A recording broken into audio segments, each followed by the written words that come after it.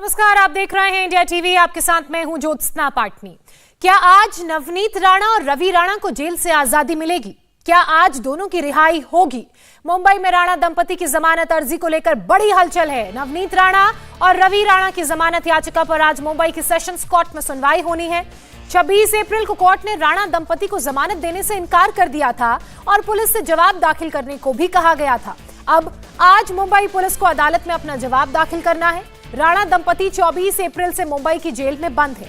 Navneet Rana Byculla jail में है तो उनके पति रवि राणा तलोजा जेल में। राणा दंपति ने महाराष्ट्र के मुख्यमंत्री उद्धव ठाकरे के घर मातोश्री के बाहर हनुमान चालीसा का पाठ करने का ऐलान किया था, जिसके बाद मुंबई पुलिस ने राणा दंपति को गिरफ्तार कर लिया। बाद में उनके खिलाफ राजद्रोह और समुदायों के बीच दुश्मनी को बढ़ावा देने के आरोप में मुकदमा दर्ज कर लिया गया। हालांकि इन सब के बीच भी बहुत बवाल हुआ। राणा दंपति की जमानत याचिका पर सुनवाई से जुड़ी इस वक्त की जो बड़ी खबर आ रही है वो आपको बता दें। मुंबई से ये बड़ी खबर, मुंबई पुलिस थोड़ी ही देर बाद करीब 11 बजे सेशंस कोर्ट में अपना जवाब दाखिल करेगी। सूत्रों के मुताबिक मुंबई पुलिस ने राणा दंपति को जमानत का विरोध किया है। पुलिस ने कहा है कि राणा दंपति पर राजद्रोह की धारा लगी है, ऐसे में उन्हें जमानत नहीं मिलनी चाहिए। ये महाराष्ट्र पुलिस की तरफ से दावा पेश किया गया है। पुलिस ने कहा है कि महाराष्ट्र में नवनीत राणा पर 6 केस और रवि राणा पर 17 केस दर्ज हैं। ऐसे में अगर दोनों जेल से निकले तो लॉ एंड ऑर्डर की समस्या हो सकती है। पुलिस ने अपने जवाब में यह भी कहा है कि नवनीत राणा के खिलाफ फर्जी जाति प्रमाण पत्र बनाने की भी केस को लेकर मुंबई में उसे दर्ज कराया गया है। ये बड़ी और इनसाइड इंफॉर्मेशन इंडिया टीवी आपको बता रहा है और एक बार फिर से आपको इस पूरे मामले के बारे में विस्तार से समझाते हैं। अब सवाल यह है कि क्या आज राणा दंपति को राहत मिलेगी? 23 तारीख को इनकी गिरफ्तारी हुई थी और गिरफ्तारी के बाद इन्हें जेल में रखा गया था, लेकिन अगले दिन 24 तारीख को कोर्ट में पेश किया गया, जहां से झटका लगा राणा दंपति को और जेल भेजा गया, क्योंकि उम्मीद कर नहीं रहे थे। और ऐसे में 25 तारीख को इनकी तरफ से हाईकोर्ट में जमानत के लिए अर्जी दाखिल की गई और 26 अप्रैल को उस याचिका को खारिज कर दिया गया।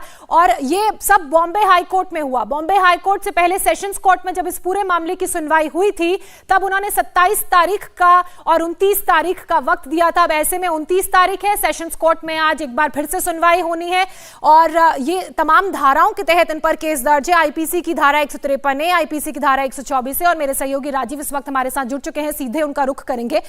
लगातार आप डे वन से इस पूरे मामले पर नजर बनाए हुए हैं। मैं आपसे समझना चाहूंगी कि आज का दिन, आज की तारीख राणा दंपति के लिए कितनी महत्वपूर्ण, और अगर पुलिस के लिहाज से बात की जाए तो सिर्फ क्या उनकी जमानत याचिका को खारिज करने पर जवाब देना होगा या जो राजद्रोह का केस उन पर लगा है राणा दंपति पर, उस पर भी जवाब देना होगा पुलिस ने?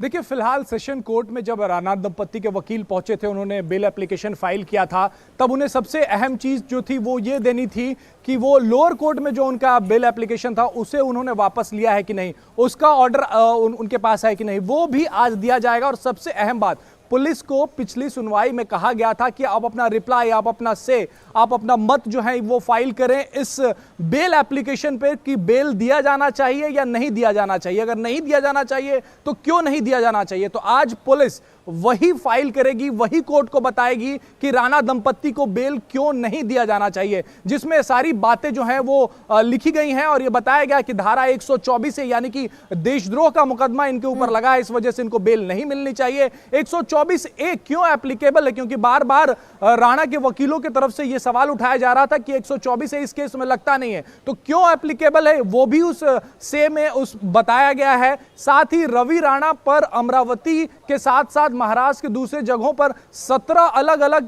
केसेस जो हैं वो रजिस्टर्ड है, वो भी उसमें कहा गया है। नवनीत राणा पे 6 मामले हैं। नवनीत राणा पर मुंबई के मुलुंड पुलिस स्टेशन में फर्जी प्रमाण पत्र, फर्जी जाति प्रमाण पत्र बनाने राजेश, का भी मामला 11 बजे का इंतजार है जब कोर्ट में है। पुलिस की तरफ से भी जवाब दाखिल किया जाएगा और साथ ही उस फैसले पर भी नजर रहेगी जिस पर राणा दंपति की भी नजर है कि क्या आज उन्हें जेल से रिहाई मिलेगी या नहीं। बहरहाल, राजद्रोह का केस नवनीत राणा की रिहाई में सबसे बड़ा रोड़ा साबित हो सकता है और इसके संकेत शिवसेना प्रवक्ता संजय राउत के उस बयान से भी मिल रहे हैं जिसमें उन्होंने सुनवाई से पहले नवनीत राणा पर अटैक किया और कहा कि उन पर राजद्रोह का केस बनता है।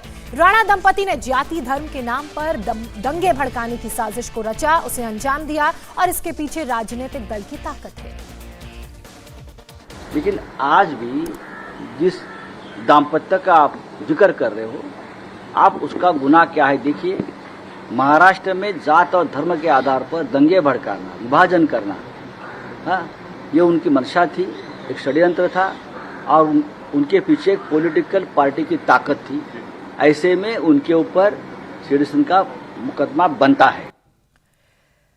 ठाकरे सरकार के खिलाफ एक और मोर्चा खोल दिया गया है और ये मोर्चा खोला है किरीट सोमैया ने। किरीट सोमैया आज हाईकोर्ट में अपनी याचिका दायर करेंगे। ये याचिका ठाकरे सरकार के खिलाफ और शिवसेना एमएलए प्रताप सरनाइक के खिलाफ होगी।